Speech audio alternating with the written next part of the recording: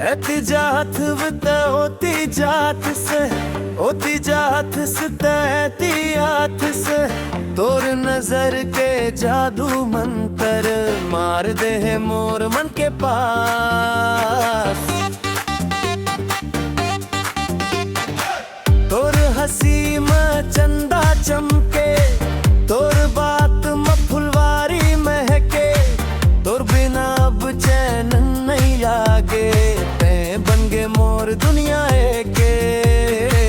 धीरे धीरे बढ़त है माया, दिल कही थे बस तोर नाम, हर सपना मत दिख थस, तोर संग चाहूं हर एक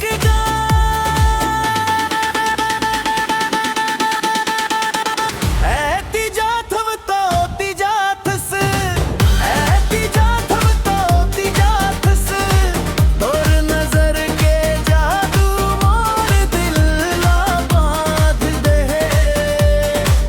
ऐती जात हम तो होती जात से, ऐती जात हम तो होती जात से, तोर नजर के जादू मोर दिल ला बांध दे।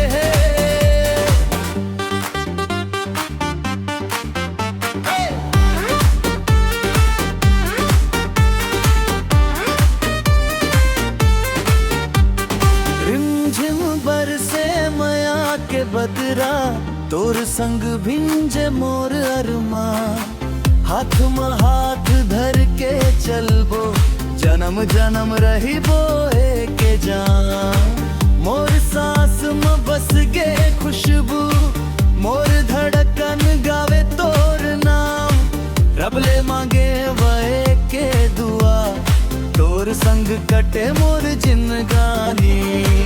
धीरे धीरे